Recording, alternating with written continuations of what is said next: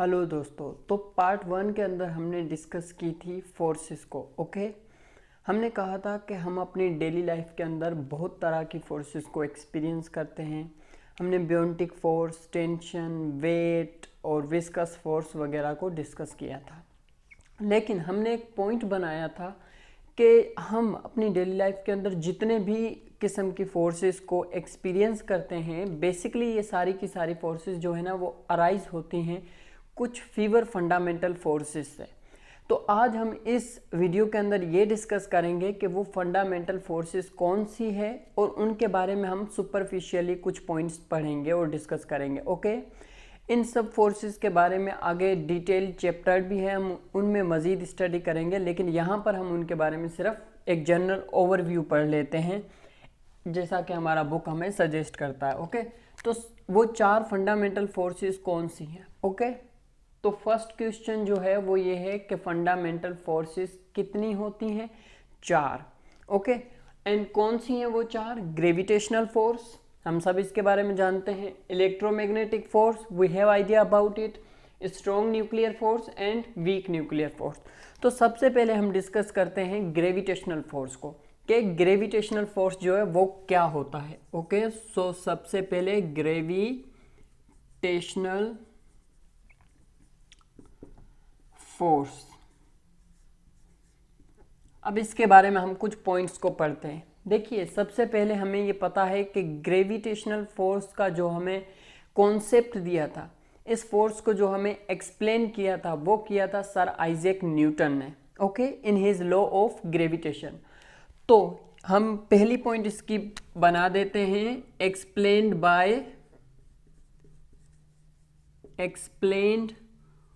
First by Newton.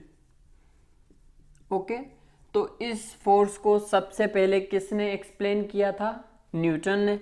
अब इसके हम सेकंड पॉइंट बनाते हैं जो है इसकी डेफिनेशन कि ग्रेविटेशनल फोर्स का मतलब क्या है। तो देखिए, हम कहते हैं इट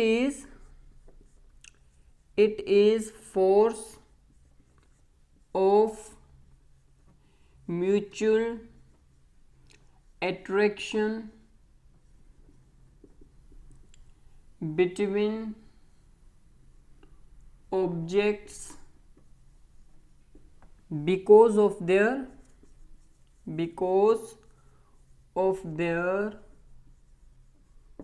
masses। तो दोस्तों, इसको समझने की कोशिश कीजिए। डेफिनेशन को हम यहीं क्लियर कर लेते हैं। कहते हैं कि it is a force of mutual attraction. सबसे पहले म्यूचुअल मतलब बराबरी, यानी कि अगर मैं इन दोनों चीज़ों के बारे में डिस्कस करूं कि ये एक दूसरे पे ग्रेविटेशनल फोर्स लगाएंगे तो म्यूचुअल लगाएंगे। ऐसा नहीं है कि सिर्फ ये ब्लैक मार्कर रेड पे लगाएगा या सिर्फ रेड ब्लैक पे लगाएगा। ये दोनों एक दूसरे पे क्या करेंगे? फोर्स को एक्सर्ट करेंगे।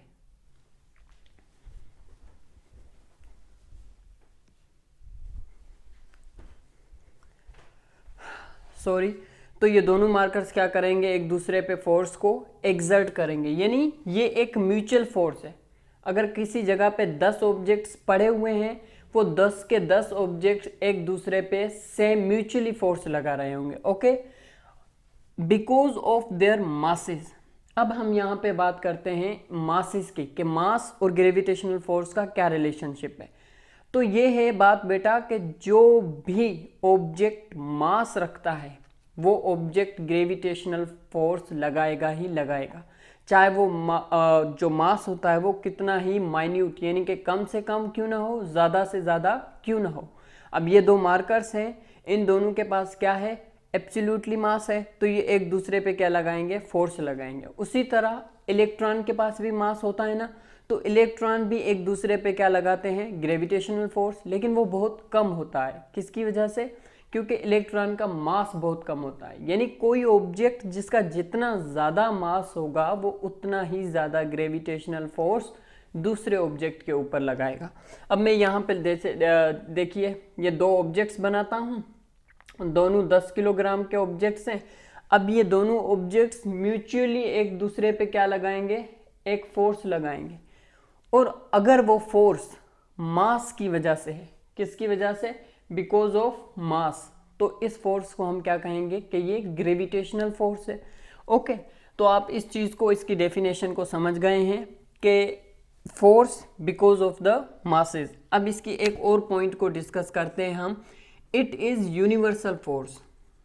अब इसका मतलब क्या होता है कि ये फोर्स एक यूनिवर्सल फोर्स है, इट इज़ यूनिवर्सल फोर्स।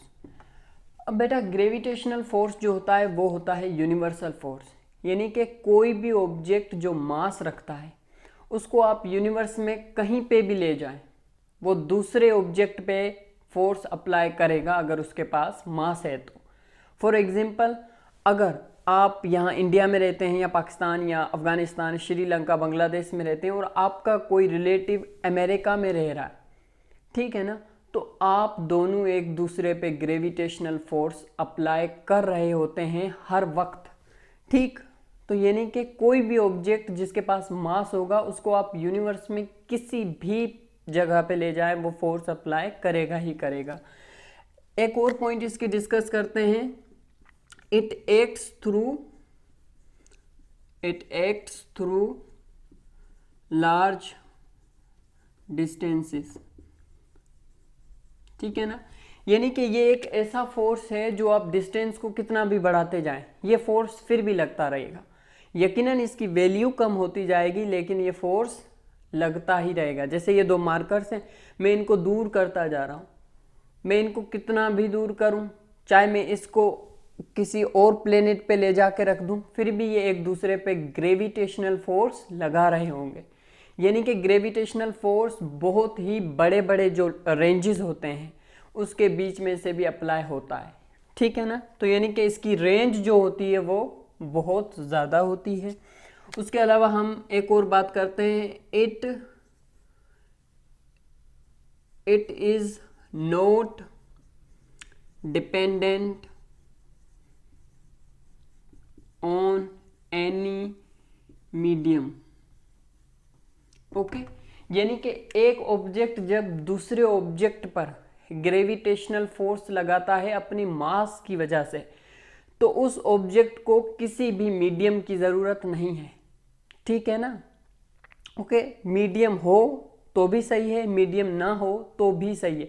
जैसे ये दो ऑब्जेक्ट्स है, यहाँ पे इनके बीच में मीडियम क्या है, एयर, ये ग्रेविटेशनल फोर्स एक दूसरे पे अप्लाई कर रहे हैं। लेकिन इन दोनों ऑब्जेक्ट्स को अगर मैं स्पेस में लेके जाऊँ, वहाँ पर तो कोई मीडियम नहीं होता, लेकिन फिर भी ये वहाँ पर भी फोर्स अप्लाई करेंगे। ओके, सो यानी इसको किसी भी मीडियम की ज़रूरत नहीं है फर्स्ट। ओके, एंड एक और पॉइंट, इट डोमिनेट्स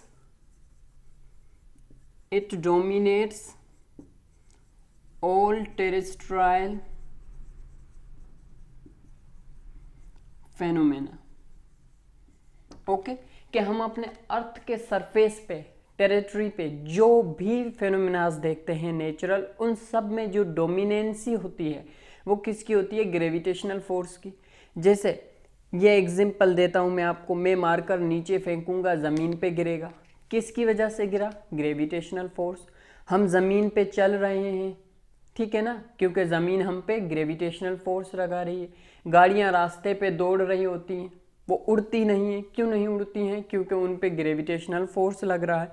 बारिश की बूंदें हमेशा ज़मीन पर गिरती हैं, क्यों गिरती हैं ज़मीन पे, ऊपर क्यों नहीं जाता है पानी, क्योंकि उन पे ग्रेविटी एक्ट कर रही होती है। उसी तरह से अगर मैं बात करूं कि जो प्लैनेट्स हैं, ठीक है, वो भी जब सन के अराउंड रिवॉल्व हो रहे होते हैं तो किसकी वजह से, सन की ग्रेविटी की वजह से।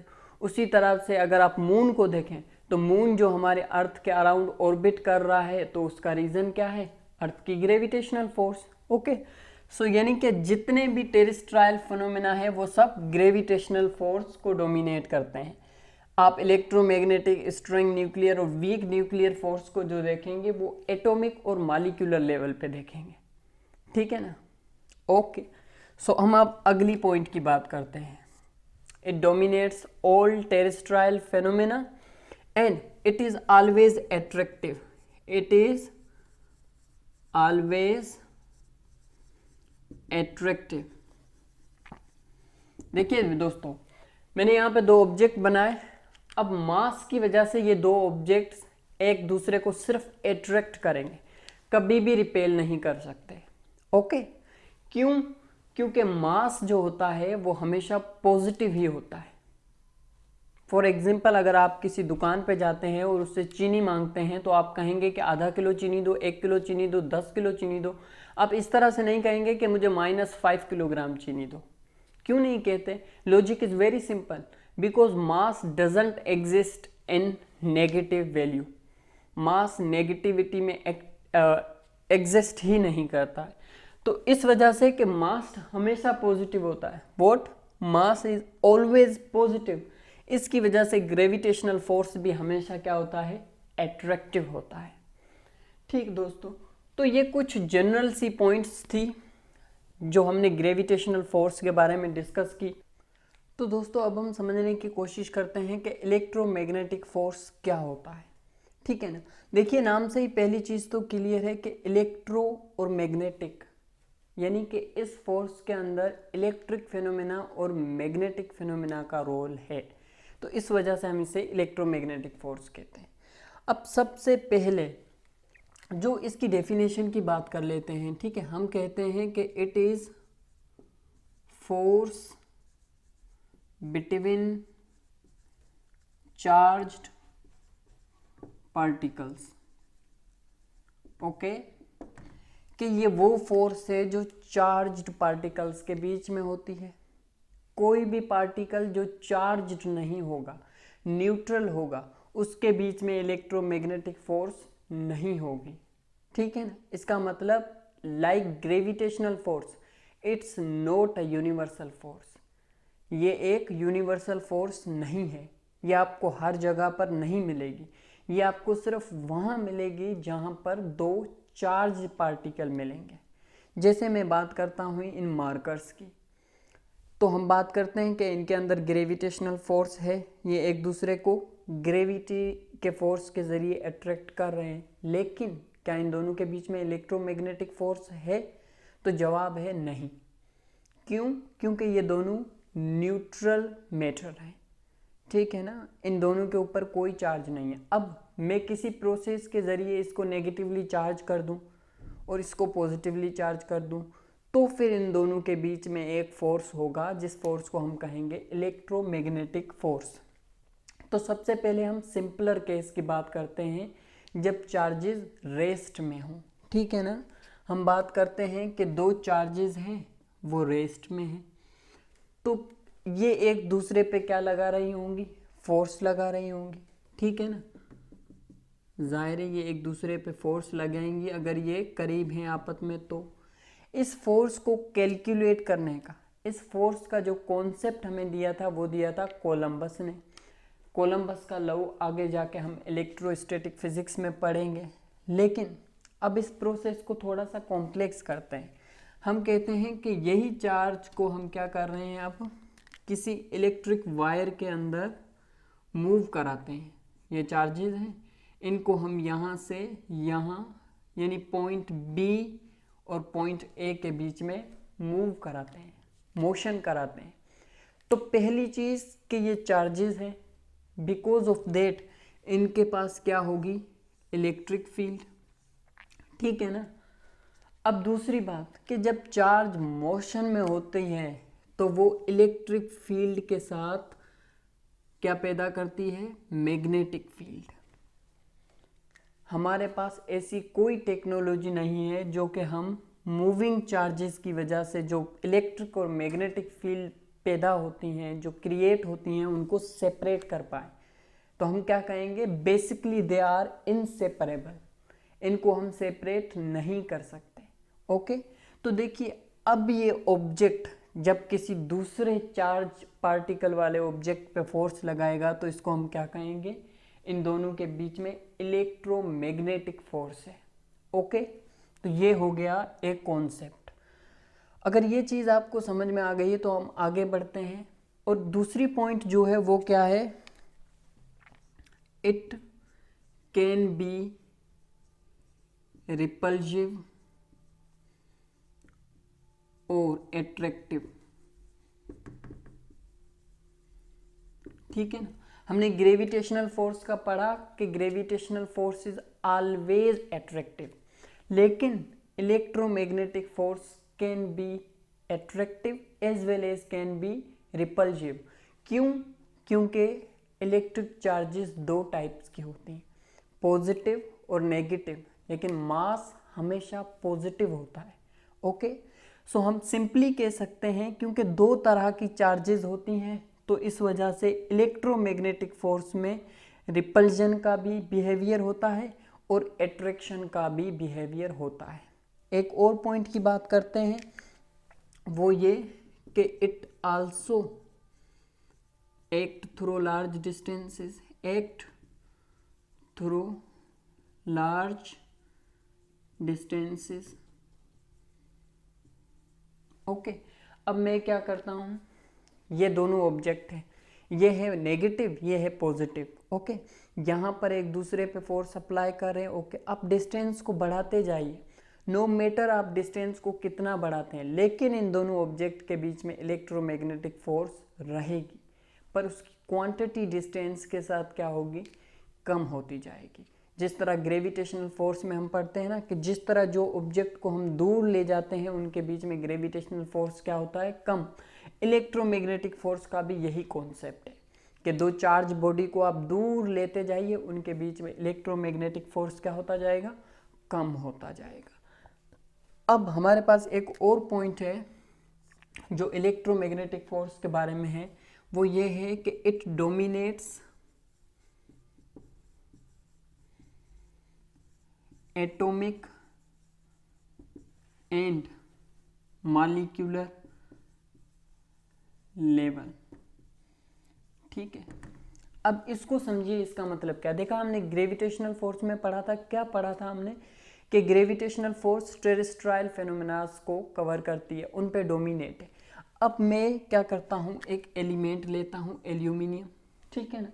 तो देखिए एल्यूमिनियम किसका बना हुआ है, एटम्स का।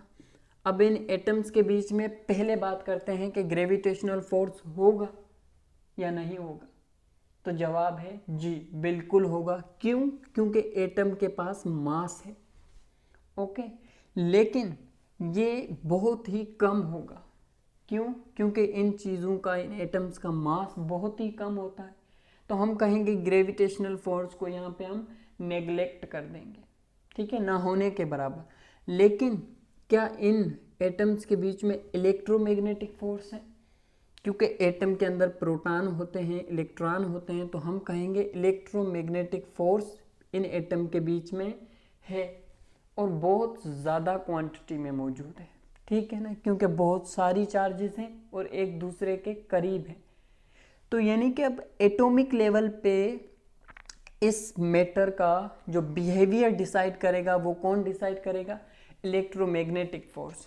इसकी थर्मल प्रॉपर्टीज़ क्या होंगी, ओके, थर्मल प्रॉपर्टीज़, इसकी मैकेनिकल प्रॉपर्टीज़, ओके,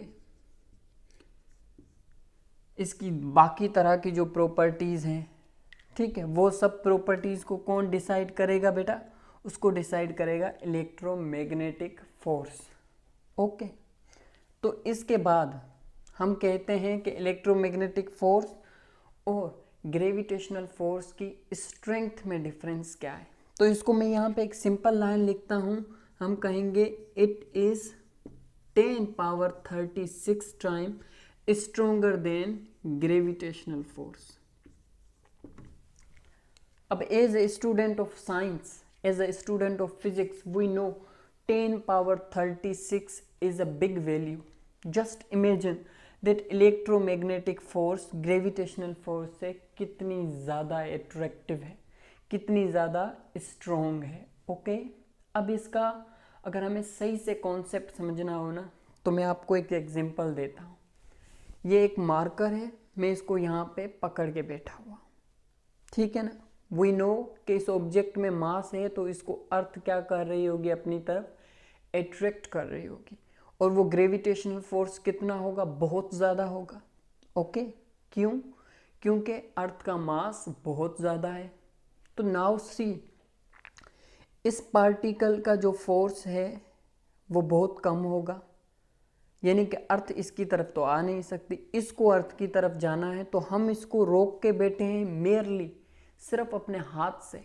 तो क्या हम अपने हाथ से इतना बड़ा फोर्स प्रोड्यूस कर सकते हैं? हम किस तरह से इसको रोक के बैठे? तो उसका जो साइंटिफिक जवाब है वो ये है कि देखिए ये मार्कर जो है वो किसका बना हुआ है?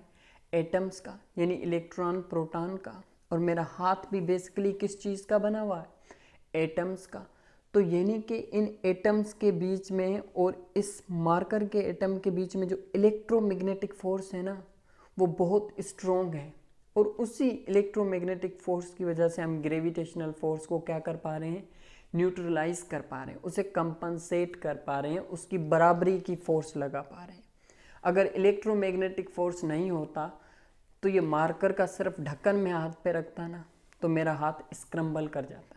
ठीक है ना, यानी कि एक जेली की तरह, हम खुद एक जेली की तरह फॉल कर जाते। बट हम कभी भी फॉल नहीं करते। क्यों? क्योंकि हमारे एटम्स के बीच में जो इलेक्ट्रोमैग्नेटिक फोर्स है it is very stronger as compare to the gravitational force. तो ये हमने बात की इलेक्ट्रोमैग्नेटिक फोर्स की। अब हम बात करेंगे स्ट्रॉन्ग न्यूक्लियर फोर्स की। Okay, strong nuclear force. Strong का मतलब कि ये बहुत ही, इसका पावर जो होता है, जो स्ट्रेंथ होती है वो बहुत होती है। अब हमने जब ग्रेविटेशनल फोर्स पढ़ा तो उसके सामने स्ट्रॉन्ग नहीं था, इलेक्ट्रोमैग्नेटिक फोर्स पढ़ा तो उसके सामने भी स्ट्रॉन्ग नहीं था, लेकिन न्यूक्लियर फोर्स के सामने जो लफ्ज़ है वो स्ट्रॉन्ग लिखा हुआ है। इसका मतलब ये है कि ये इलेक्ट्रोमैग्नेटिक फोर्स और ग्रेविटेशनल फोर्स से एब्सोल्युटली ज़्यादा स्ट्रॉन्ग होगी। ओके, तो अब हम बात करते हैं ये फोर्स क्या होती है। तो सबसे पहले हम इसको डिफाइन करें तो हम कहेंगे it is force between proton and neutron और प्रोटॉन एंड प्रोटॉन। ओके, और न्यूट्रॉन एंड न्यूट्रॉन। ओके, अब इस फोर्स का हमारे पास कॉन्सेप्ट कब से आया? तो हमारे पास सबसे पहले तो इस फोर्स की जो कॉन्सेप्ट है उससे पहले हमारे जहन में एक सवाल आया। सवाल क्या था वो कि एटम का जो न्यूक्लियस होता है वो किस चीज़ का बना हुआ होता है? वो बना हुआ होता है प्रोटॉन्स और न्यूट्रॉन का। ठीक है ना, और हमने कहा कि प्रोटॉन जो होते हैं वो पॉजिटिवली चार्ज होते हैं। ठीक है, तो सवाल उठा कि अगर प्रोटॉन पॉजिटिवली चार्ज होते हैं तो ये न्यूक्लियस में एक दूसरे के साथ कैसे रहते हैं?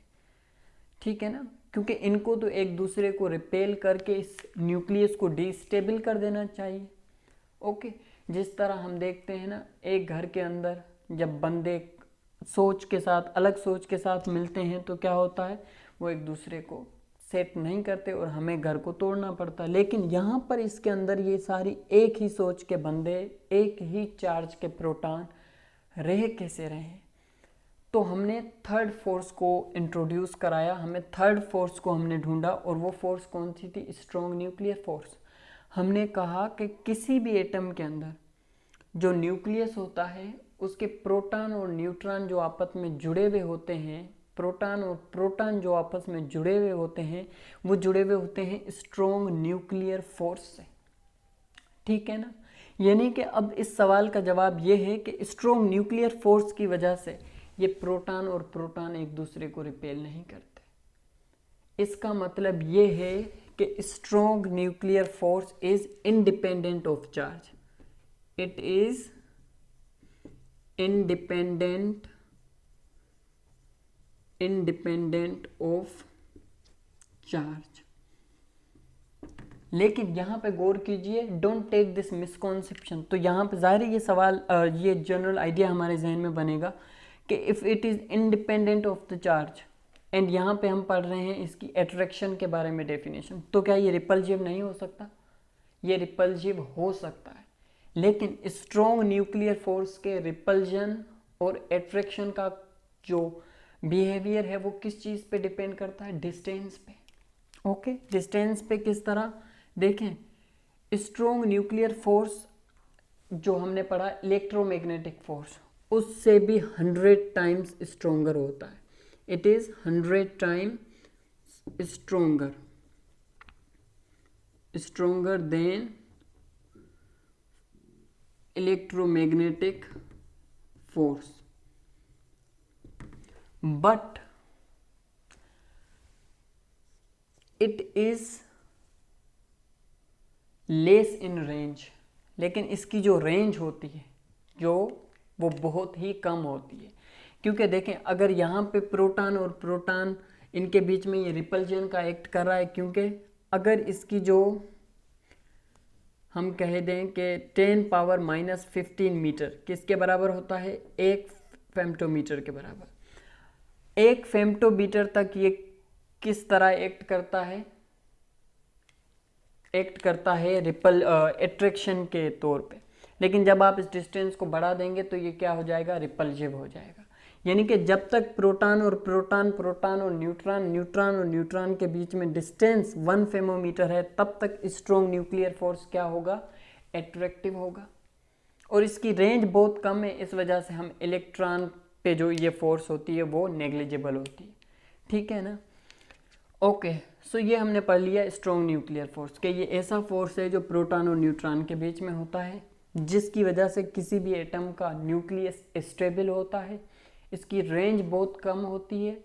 ये इलेक्ट्रोमैग्नेटिक फोर्स से 100 गुना ज़्यादा पावरफुल होता है, स्ट्रोंगर होता है। और इसके बारे में हमने क्या पढ़ा कि it is independent of charge. ठीक है ना, ये चार्ज पे डिपेंड नहीं करता।